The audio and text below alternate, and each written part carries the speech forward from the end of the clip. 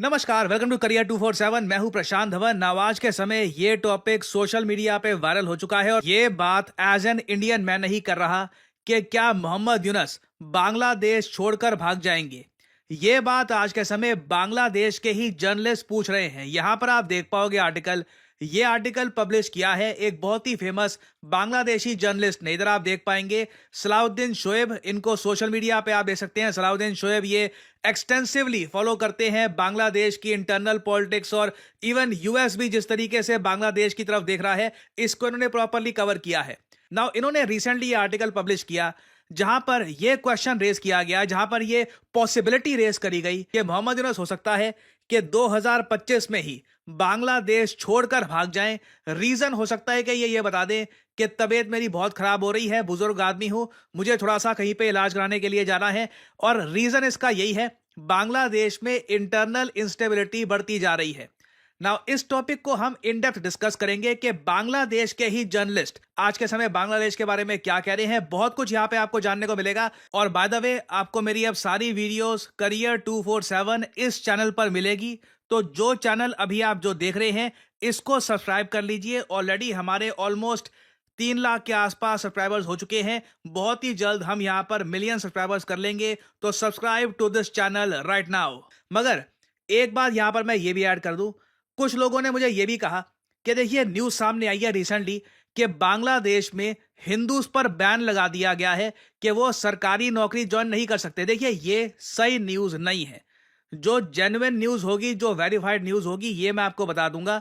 बाकी देखिए, कई बार किसी कंट्री में कोई जो जर्नलिस्ट हैं या जो जियोपॉलिटिकल एनालिस्ट हैं, वो भी जो अपने विचार रख रहे हैं, वो भी मैं आपके सामने शेयर करूंगा। मगर मैं हमेशा आपको प्रॉपर जेन्युइन इंफॉर्मेशन दूंगा। क्लिकबेट के नाम पे कोई भी इंफॉर्मेशन गलत तरीके से मैं प्रोवाइड करने की कभी भी कोशिश नहीं करूंगा। तो यहां पे आप देख पाओगे बांग्लादेश की सरकार ने यह बात रिजेक्ट कर दी है कि कोई भी बैन नहीं लगाया गया हिंदूज पर सरकारी नौकरी ज्वाइन करने के लिए। नाउ अब हम आते हैं मोहम्मद यूनुस के टॉपिक पर कि इन पे ऐसी क्या आपदा आने वाली है कि ये बांग्लादेश छोड़कर जा सकते हैं। नाउ पहले तो रिसेंटली आपने एक बात नोट करी होगी कि सडनली बांग्लादेश में जो स्वर है, जिस तरीके से ये बातें कर रहे हैं इंडिया के बारे में, इसमें एक मैसिव शिफ्ट हम देख रहे हैं। वही कंट्री जहां पे एक बार को मोहम्मद यूनुस के जो हेल्पर है, जो इनके सपोर्टर्स हैं, ये इंडिया को तोड़ने की बातें कर रहे थे, इंडिया को कब्जाने की बातें कर रहे थे, सेम कंट्री में हम देख रहे हैं कि इनके आर्मी चीफ ओपनली आकर दुनिया को कहते हैं इंडिया हमारे लिए एक इंपॉर्टेंट नेबरिंग कंट्री है। इंडिया के अगेंस्ट ये बात इन्होंने मानी है। ये बहुत बड़ी एक एडमिशन है कि इंडिया के अगेंस्ट जो रेटोरिक आज के समय फैलाया जा रहा है बांग्लादेश में, क्योंकि आप सबको याद होगा कई बांग्लादेशी आर्मी के ही रिटायर्ड मेजर आर्मी ऑफिसर्स ये सड़कों पे जाकर कह रहे थे कि हम लोग अटैक कर देंगे इंडिया पर, पाकिस्तान से मिलके हम अटैक कर देंगे इंडिया पर। वो लोग बुजुर्ग लोग थे, पावर में है नहीं आज के समय, मगर फिर भी काफी शॉकिंग लगता है कि किसी कंट्री के फॉर्मर आर्मी ऑफिसर्स इंडिया के बारे में ऐसे बात करें। तो बांग्लादेशी आर्मी चीफ, जो करंट आर्मी चीफ हैं, इन्होंने स्टेटमेंट दी है कि इंडिया के अगेंस्ट देखिए बहुत ही नेगेटिव बातें हो रही है बांग्लादेश में, हमको ये रोकने की आवश्यकता है। और साथ में ये भी कह दिया कि एक नेशनल कंसेंसस चाहिए होगा जिससे एक पॉलिटिकल गवर्नमेंट फॉर्म हो सके। नाउ ये सब इनके आर्मी चीफ क्यों कह रहे हैं, इसके दो बड़े रीजन हैं। अचानक से बांग्लादेश की डिपेंडेंस इंडिया पर कई कई कई गुना बढ़ चुकी है। नहीं तो आप सबको याद होगा बांग्लादेश में कई हफ्तों से, कई महीनों से एंटी इंडिया रेटोरिक चल रहा है। इनके आर्मी चीफ चाहते तो अगले ही दिन सामने आकर कह देते कि देखिए ये इंडिया के बारे में क्या कहा जा रहा है। वही देश जो हमारी हेल्प कर चुका है इन द पास्ट, वही कंट्री जो हमारी हेल्प करेगा इन द फ्यूचर, उसके बारे में हम ऐसी बातें कर रहे हैं। ये चुप रहे जब तक बांग्लादेश में फूड क्राइसिस खड़ा नहीं हुआ। इनको ये बात पक्का नहीं हो गई कि म्यांमार से जो चावल बांग्लादेश को मिला करते थे अब वो भी नहीं मिलेंगे, तब तक इन्होंने ऐसी कोई भी स्टेटमेंट नहीं दी। फिर दूसरी तरफ अगर हम देखें तो मोहम्मद यूनुस पर इंटरनली प्रेशर बढ़ता जा रहा है। ऑलमोस्ट आप कह लीजिए इनके पास टाइम बहुत कम है और इनको एक बड़ा डिसीजन लेना होगा बांग्लादेश के फ्यूचर को लेकर। ये मैं आपको बताता हूं डिसीजन क्या है। बांग्लादेश में आज के समय जो संविधान चल रहा है, ये 1972 में बनाया गया था। इसको काफी बार कहा जाता है कि ये शेख मुजीबुर रहमान का संविधान था। उन्हीं के अंडर उनकी जो सोच थी कि बांग्लादेश एक ऐसा कंट्री बनेगा जहां पर मिनॉरिटीज को भी जीने का अधिकार होगा, उन पर अत्याचार नहीं होंगे। ये सारी बातें इस संविधान में लिखी है। इस संविधान को बांग्लादेश में जो एंटी डिस्क्रिमिनेशन स्टूडेंट मूवमेंट के लोग हैं, जिन्होंने मोहम्मद यूनुस की हेल्प करी थी तख्ता पलट करने में इन बांग्लादेश, ये लोग इसको एबॉलिश करना चाहते हैं। ये बात देखिए बांग्लादेश के रिपोर्टर्स लिख रहे हैं कि ये लोग चाहते हैं कि ऑल टुगेदर ये संविधान हटा दिया जाए और उसके बाद बांग्लादेश को और ज्यादा एक आप कह लीजिए कट्टरवादी सोच की तरफ धकेल दिया जाएगा। एज ए कंट्री बांग्लादेश काफी बदल जाएगा। पहले ये डेडलाइन थी कि ये जो संविधान है ये चेंज हो जाएगा 31 दिसंबर 2024 तक। ये डेट निकल चुकी है, कुछ बदलाव हुआ नहीं, संविधान वही का वही है।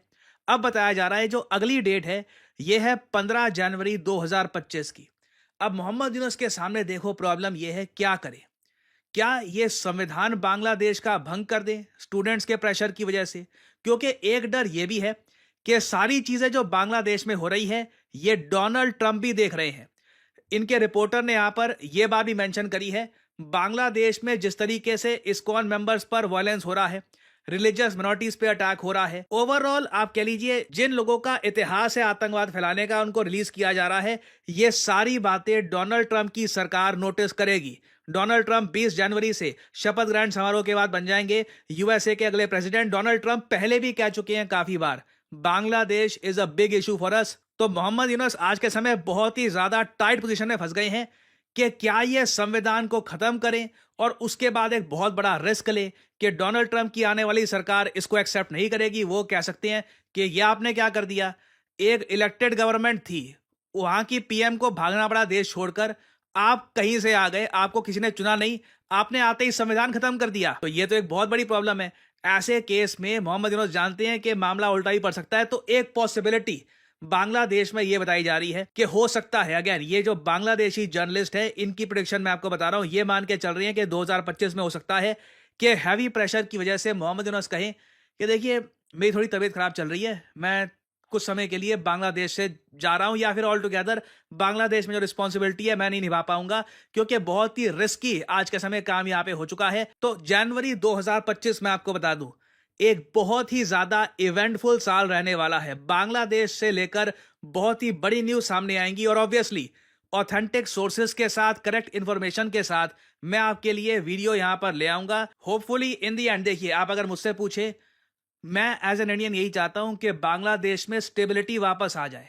अभी साफ साफ लग रहा है जिस दिशा में बांग्लादेश जा रहा है ये ठीक नहीं है, लॉन्ग टर्म में इस कंट्री को काफी लॉस हो जाएगा।